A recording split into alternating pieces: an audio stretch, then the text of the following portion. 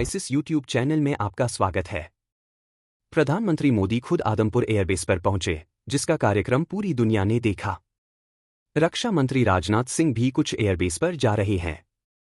पाकिस्तान ने यह झूठ फैलाया कि पंजाब में स्थित आदमपुर एयरबेस पर हमले में रनवे, वायुसेना का big 29 jet, S-400 air defence system और रडार तबाह हो गए, 60 सैनिक मारे गए और एयरबेस को गंभीर नुकसान हुआ।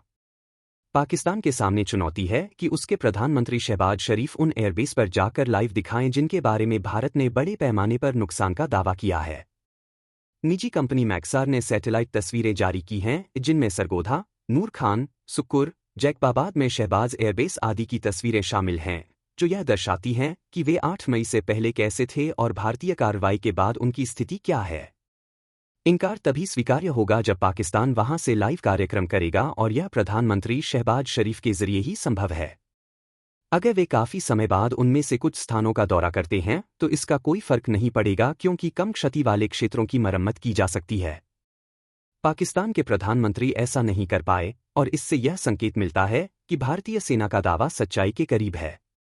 मौखिक खंडन करने के बजाय भारतीय प्रधानमंत्री ने स्वयं जाकर सैनिकों से बातचीत करना चुना। दुनिया ने लाइव तस्वीरें देखीं। जिस स्थान से प्रधानमंत्री भाषण दे रहे थे, उसके पीछे S-400 सिस्टम दिखाई दे रहा था, रनवे भी स्पष्ट था और सैनिकों का उत्साह चरम पर था।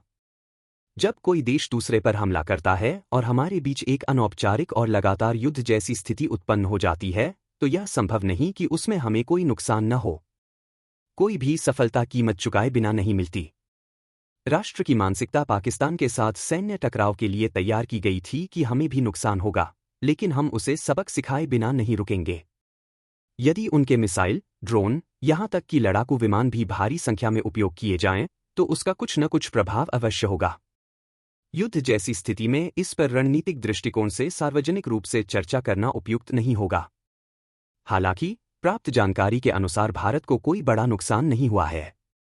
पाकिस्तान ने अपने सैन्य अभियानों की शर्मनाक विफलता और लगातार कमजोर होते रक्षा और आक्रामक ढांचे से अपने लोगों का ध्यान हटाने के लिए बार बार गलत सूचनाओं का प्रचार किया है। हमारे देश में मौजूद कुछ ऐसे तत्व जो पाकिस्तान के प्रोपेगेंडा का समर्थन करते हैं, आदमपुर की वीडियो में हर व्यक्ति के चेहरे और आंखों में यह देखने की कोशिश करेंगे कि कहीं जोश दिखाना मात्र अभिनय तो नहीं था। संभव है आपने वीडियो को रोककर स्लो मोशन में देखा हो ताकि कोई नुकसान दिखाई दे। कुछ न दिखाना भी एक संकेत है। दुर्भाग्यवश भारत को पाकिस्तान और भारत विरोधी विदेशी शक्तियों के प्रोपेगेंडा युद्ध का सामना अपने ही देश के कुछ वर्गों के साथ मिलकर करना पड़ रहा है, जिनके इरादों को समझना कठिन है।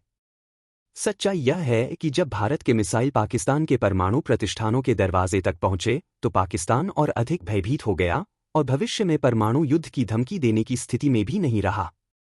डोनाल्ड ट्रंप ने यह दर्शाने के लिए कि अमेरिका किसी भी संघर्ष को रोक सकता है, कहा कि उन्होंने 2 परमाणु संपन्न देशों के बीच युद्ध को टाल दिया, तो जाहिर है पाकिस्तान ने भी यही दावा किया होगा, जबकि वास्तविकता में परमाणु युद्ध की कोई संभावना नहीं थी। वास्तव में 9 मई को चीन और पाकिस्तान की ओर से फैलाया गया गलत सूचना और प्रोपेगेंडा युद्ध से भी ज्यादा गंभीर था, जिसने भ्रम और असत्य का माहौल बनाया। लेकिन जिस दिन से लड़ाई रुकी, उसके अगले 2 दिनों तक भारतीय सेना की प्रेस कॉन्फ्रेंस और प्रधानमंत्री का राष्ट्र को संबोधन तथा आदमपुर एयरबेस पर सैनिकों के बीच दिया गया भाषण इस बात को स्पष्ट करता है कि भारत का संकल्प अडिग है। पाकिस्तान को आतंकवाद का खात्मा करना होगा और सैन्य दुस्साहस से बाज आना होगा, वरना और अधिक तबाही होगी। इससे कोई फर्क नहीं पड़ता कि अपने ही देश को नीचा दिखाने वाले क्या कहते या करते हैं। राजनीतिक नेतृत्व, सेना और भारत की बहुसंख्यक जनता की मंशा बिल्कुल स्पष्ट है। इस वीडियो और लेख में प्रस्तुत जानकारी और विचार विभिन्न स्रोतों से प्राप्त समाचारों, रिपोर्ट्स और विश्लेषणों पर आधारित हैं। यह केवल सूचना देने के उद्देश्य से है और इसका उद्देश्य किसी भी व्यक्ति, समुदाय, देश या संस्था को अपमानित करना या गलत छवि प्रस्तुत करना नहीं है। दर्शकों से अनुरोध है कि किसी भी निष्कर्ष पर पहुंचने से पहले सत्यापन अवश्य करें। यह चैनल किसी भी प्रकार की हिंसा, युद्ध या द्वेषपूर्ण व्यवहार को बढ़ावा नहीं देता।